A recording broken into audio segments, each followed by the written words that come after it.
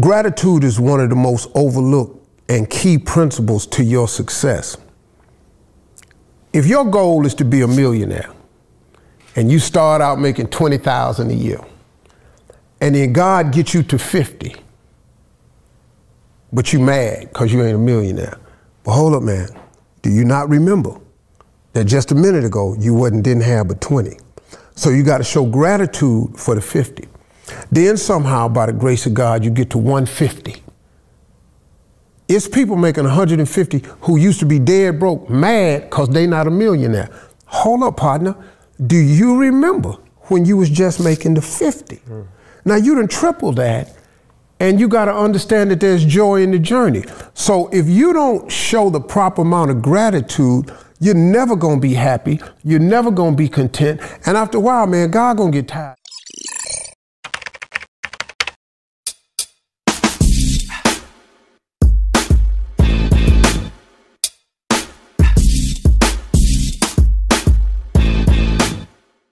Welcome to another episode of the Jay Lex Podcast. I am your host, Jay Lex. Please like, share, subscribe, and comment on the content. I appreciate you rocking with me, as you know where to find it and what I want to do with this platform. Thank you very much.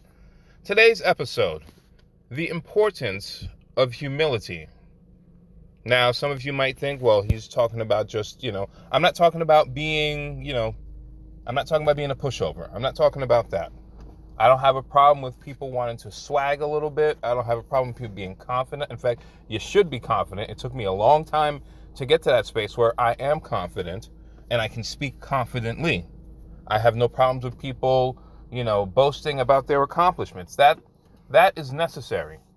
Don't ever, just to start at the top, don't ever apologize for accomplishing something. I know there's a lot of haters out here, especially on social media. They see you up and they want to bring you down to their level. Don't ever, I don't care if you're 14 or you're 40, don't ever let anybody kill your confidence. Don't ever let anybody try to bring you down. What I'm talking about is the importance of understanding when to be confident and when to be humble. Never be arrogant. Some people are arrogant. It sells. Salesmen often have to do a lot more. They have to really big themselves up. I mean, pre-pandemic and all this stuff, if you went around New York City, if you've been around any salesmen, if you've been around any networking events, generally the people who are successful have a little bit of bullshit in them. They try to upsell you. They try to make it seem as if what they're selling is the greatest thing in the world, because that's what they have to do. They have commissions that they have to take care of. So when you see those people at networking events, not to say you shouldn't do work with them, but understand they have to sell you something. They're trying to sell you a service. They're trying to sell you a product. And with that understanding, you're either going to do business with them or you're not. I mean, with the internet the way it is, you can pretty much do research and look up things. But what I'm talking about is not lacking confidence, but still being humble. A lot of people on social media, people live their lives out, their daily lives, everything that they do on social media, they do it for clicks, they monetize on it. I totally get it. But what I'm talking about is understanding the importance of being humble, of being grateful. I shouldn't say I think, I know that because there are so many people out here who live vicariously through like social media personalities. People think that all these guys, all these men and women, all these entertainers, all these content creators live this lavish lifestyle. You see it all the time. They're selling you some type of, how to be a man protocol and all these other things, how to make money this way, how to make money that way.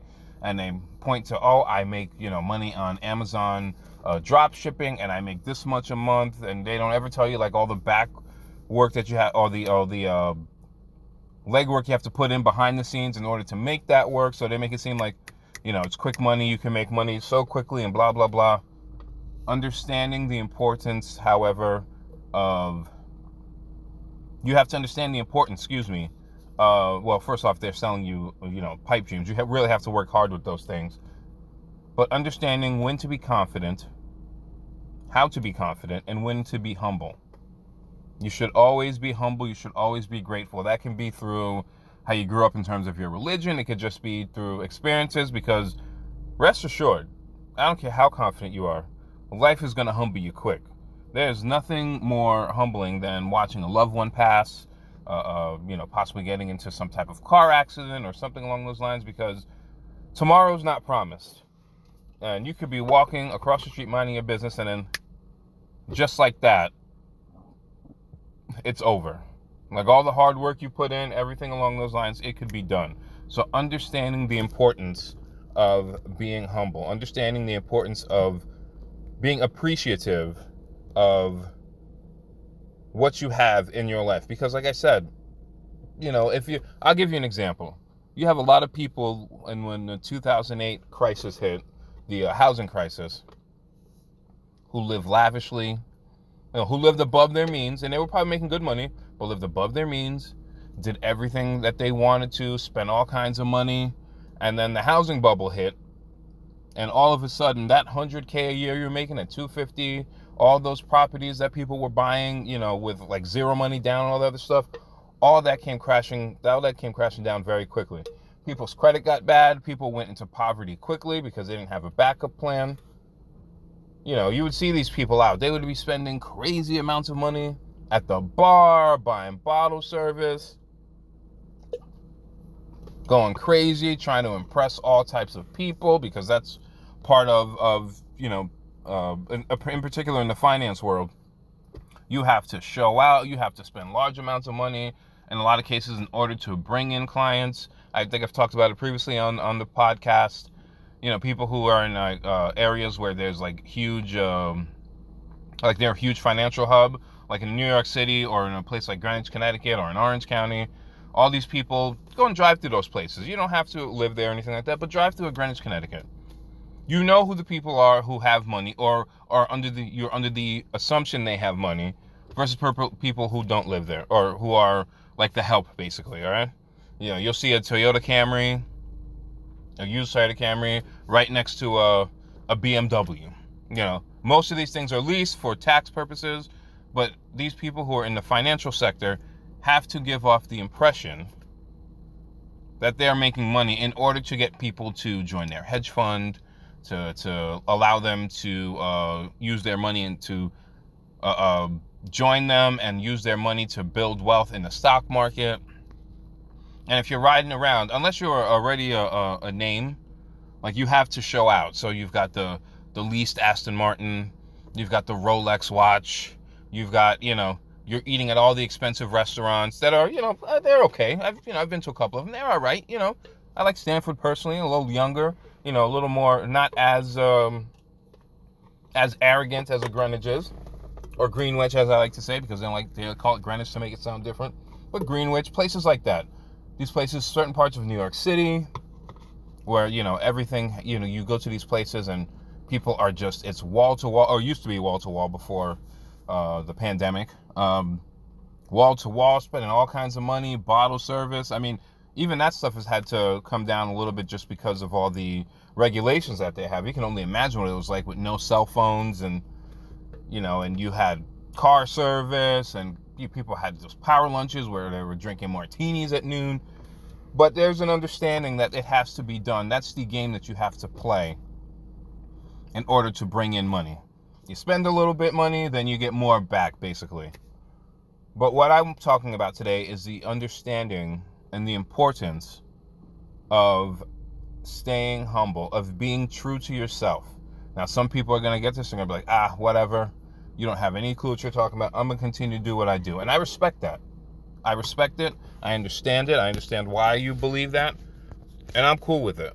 But understand that as quickly as this thing gets started is as quickly as it can fall flat on your face. Like I said, 2008, perfect example. People were living big, and I'm not talking about the big wigs. I'm just talking about people who are doing like mortgages. I know a few people who are doing mortgages, making $100K a year, just signing mortgages left and right. Didn't even go to college. Not that that's a problem, but didn't even go to college. They just got in, got their training, and they were making money hand over fist. And then that well dried up, and they didn't have a backup plan. And guess what? You get humbled real quick when all of a sudden you go from making $150K to 30. Your lifestyle changes very quickly, and like I said, it just hits you like a ton of bricks, and you don't know what to do. So obviously you have to do a little bit of planning, but you also have to be grateful. You also have to be humble. You have to be thankful for the things that you have. And a lot of people today, because of social media, because you see other people living lavishly, because you think these people are making millions and millions of dollars, all of a sudden forget that you still have gotten up further. You've gotten farther than you should have. And this is I saw a speech by Steve Harvey. I know some people don't like him. I get it. I get that people don't, necessarily agree with everything he has to say. But I thought what he said, and I think it's on his channel, I want to give credit to that. He talked about humility and gratitude. And just give me 1 second, and I'm going to pull that clip up, and I'll let you guys listen to it and come back. Gratitude is one of the most overlooked and key principles to your success. If your goal is to be a millionaire, and you start out making $20,000 a year, and then God gets you to 50, but you mad because you ain't a millionaire. But hold up, man. Do you not remember that just a minute ago you didn't have but 20? So you got to show gratitude for the 50. Then somehow, by the grace of God, you get to 150. It's people making 150 who used to be dead broke, mad because they not a millionaire. Hold up, partner. Do you remember when you was just making the 50? Now you done triple that, and you got to understand that there's joy in the journey. So if you don't show the proper amount of gratitude, you're never going to be happy. You're never going to be content. And after a while, man, God going to get tired of you. It's like if somebody come over your house and borrow a cup of sugar every day. Every day somebody come to your house and ask you for a cup of sugar. And you give it to them, and they walk away and don't ever say thank you. How many times can this cat come to your house and get this sugar without saying thank you to you before you as a human being go, yo, my man, you come here every day and I give you this cup of sugar. You ain't said thank you one time. Don't come by here no more. But through God's grace and mercy, he allowed us to keep coming back. But suppose you were grateful, though. Maybe one time you go to God and ask for another 150 and he give you 500 because you didn't show gratitude. Maybe sometimes when the guy that kept coming by your house asking for the cup of sugar, if he would show gratitude, maybe you go, hey man, here go a 5-pound sack of sugar. That way you ain't got to come back tomorrow. But if you never show the gratitude, you never become the recipient of the grace.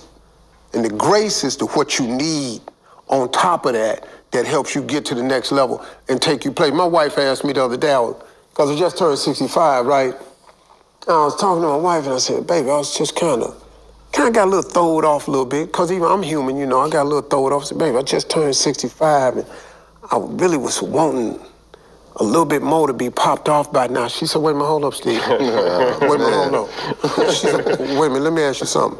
When you was 30, where did you see yourself at 65? I said, well, I ain't see this. She said, exactly.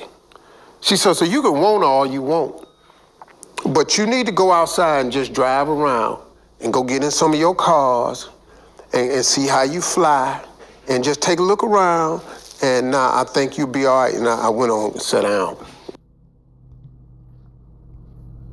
Yeah, I heard that clip right there. This was from Earn Your Leisure podcast, if I'm not mistaken. Acknowledgement to those guys. That's a great piece of advice that Steve Harvey gave there. For those of you who, possibly weren't born affluent or anything along those lines, life is going to be a challenge. You're going to have to start at the bottom. You're going to have to work your way up. And you're going to have to be humble. The biggest way that you can show humility in most situations is by simply asking questions.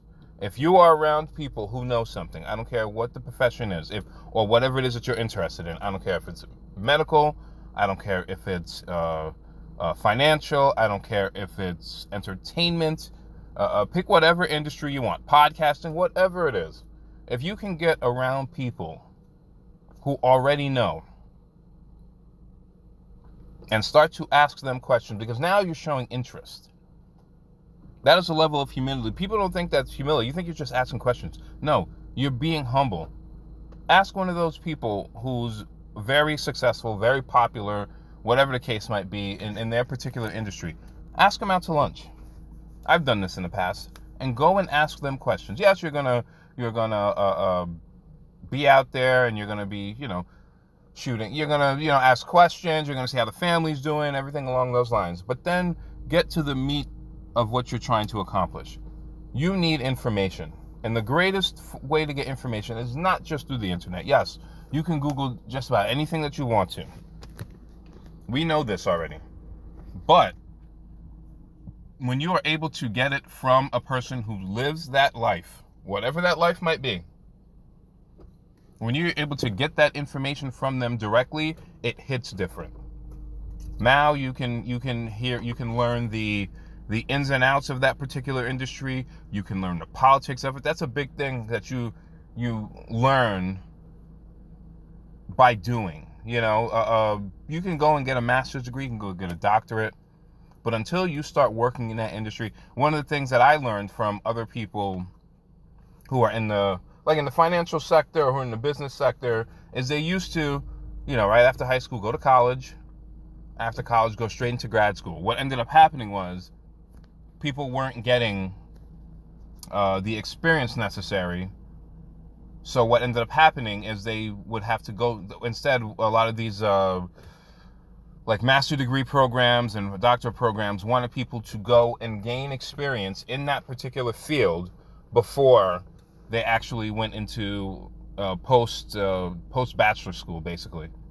It's the same thing in medicine. I knew a guy who had to work a couple years before he went to medical school. At least, I think it was a year and a half he worked. But they wanted him to make sure that this is the industry he wanted to be in. So he worked in a lab or something like that for a year and a half and then went to medical school. It's the same thing if you're in some semblance of business. They want you to have work experience. Why? Because they want you to learn the ins and outs of a business. And you can't learn that in a textbook. You can read about it, but you have to live it.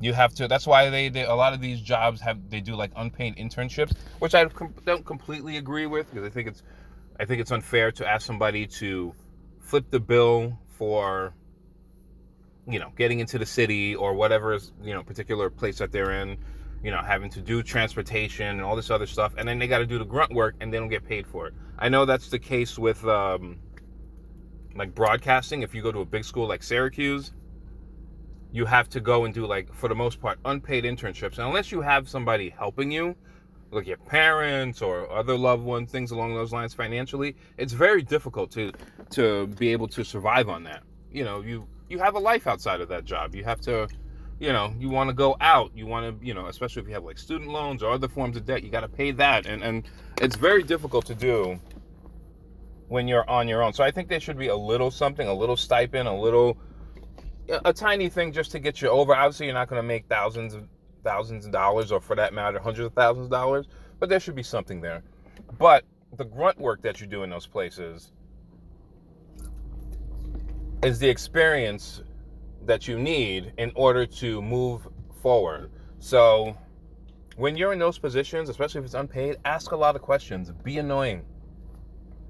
Okay? Some people might not answer questions, but I can promise you, 9.9 times out of 10, there's going to be one or two people who are there who are going to say, hey, let's go out and get a cup of coffee. Hey, let's go out to lunch. And you beat their brains up until they're tired of hearing from you. That's how you learn. And that also will show grace and humility, because now they're like, hey, this person really wants to learn, instead of feeling entitled. A lot of younger people today, not all of you obviously, but a lot of young people today feel entitled. And if they don't get something, they get mad. That is not how the real world works.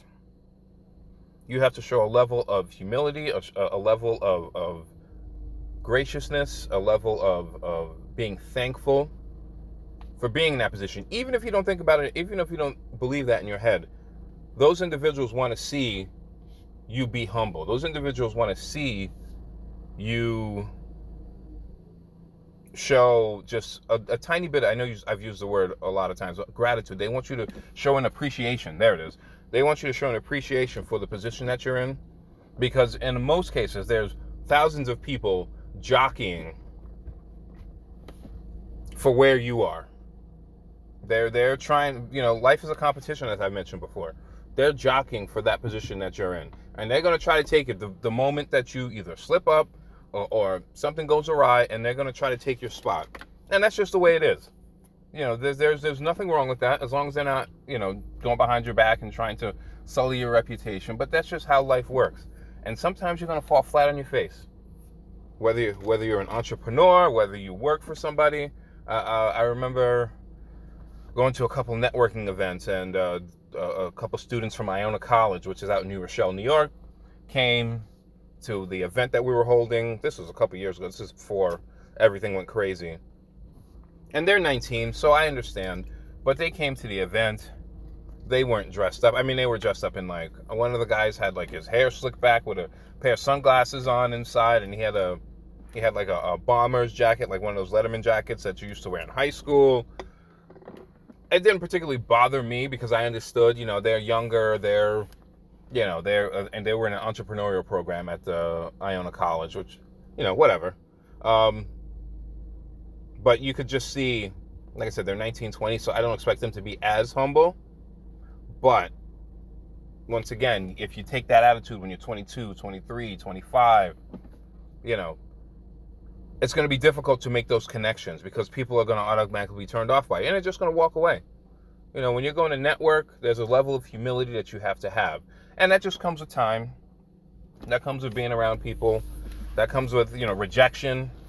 Anybody who's ever been out on a date or something along the lines, or ask a young woman out, especially if you're a guy, or a woman for that matter too, and you get rejected a bunch of times, you know what it is. It keeps you level. If somebody says yes all the time, you kind of think you're the shit, which you should in some ways in your head think you are, but you have to be able to differentiate when you're the shit versus when you're humble, versus, all right, I'm going to be confident in this situation. I'm going to still be confident, but I'm not going to show that I'm as confident, especially when I'm trying to learn.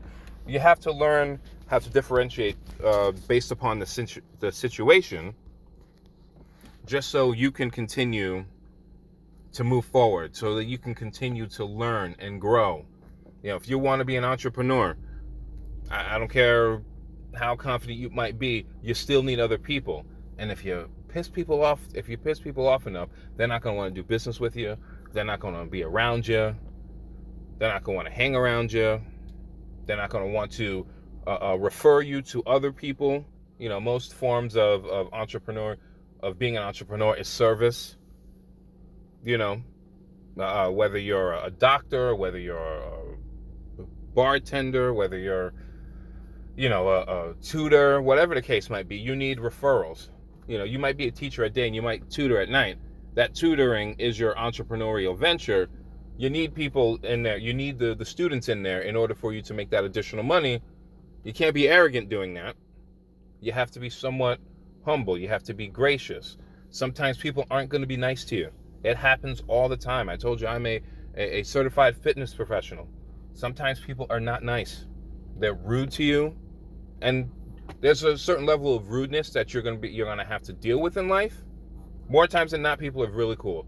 But you're really going to make your reputation, whatever field you're in, on the people who are difficult. You're not going to make it on the nice people because nobody's going to talk about that. But if you're dealing with said person and they're just rude and obnoxious and you hold your own, sometimes you'll turn those people over. They're still rude. They're arrogant. They think that their shit doesn't stink. But now all of a sudden other people look and say, wow, you really handled that situation correctly. Wow. You really handled that situation well. That person's very difficult. That person is this, obnoxious. And now all of a sudden you've just gained a new person who respects you and might want your particular product or service in the future. So keep that in mind when you're going through life. Nothing wrong with being confident. Absolutely nothing wrong with being confident. But always keep that level of humility there and figure out when to bring on the confidence. Sometimes bringing on a little swag too, that's not a bad thing. Swag is not a bad thing at all. But understand when to bring that swag on, when to bring that confidence on, and when to show humility. Ask questions.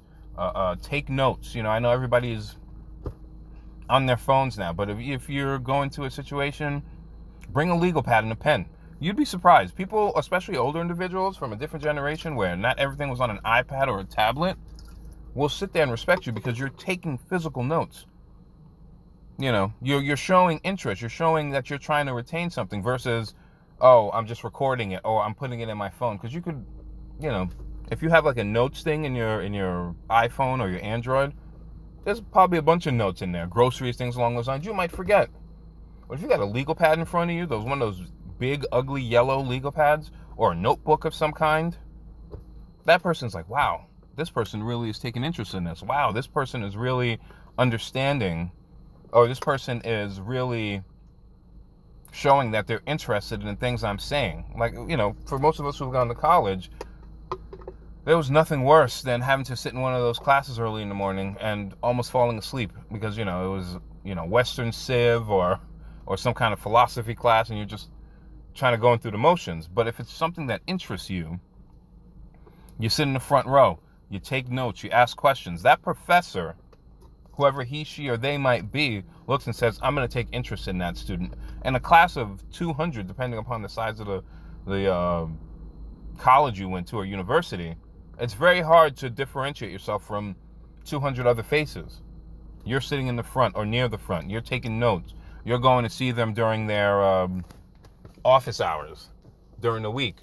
It shows an interest. Now all of a sudden, you know, you might be struggling or something like that. They're going to take more interest in you, in most cases, not all of them, versus the other students who they believe don't give a damn. They're just there to, you know, fill a credit. So just remember those little things when you're navigating through the world, especially if you're a young person. If you're a little bit older, you're probably like, whatever, I already know this. But for the younger individuals listening to this, be humble. Be grateful. Or at least give off the perception that you're grateful. Even if you think, I don't really give a shit what they're saying, but I need them for X, Y, or Z. So definitely show some grace. Be humble. And you'll see how far you'll get in life. Thank you for tuning in to the Jay Lex Podcast. Please like, share, subscribe, and comment to the content. Take care. Stressing this idea of personal responsibility. It's like, well, personal responsibility is to compete with yourself, is to be slightly better than yourself the next day. Yes. And better in some way that you can actually manage. And that's humility. It's right. Like, well, I'm a flawed person and I've got all my problems. Could I be as good as person X? It's like not the right question. The right question is, could you be slightly better tomorrow than your currently flawed self? And the answer to that is, if you have enough humility to set the bar properly low, then you could be better tomorrow than you are today. Because what you also have to do is you have to say, well, here's all my flaws and my insufficiencies, and the best that someone that flawed and insufficient could do to improve and actually do it is this. And that's not worth going out in the street and celebrating with placards, you know. It's like, well, this is why I tell people to clean their room. It's not going to brag to someone that you did that. But someone as insufficient as you might be able to manage it. And that means you actually are on the pathway to self-improvement and you're transcending your former self.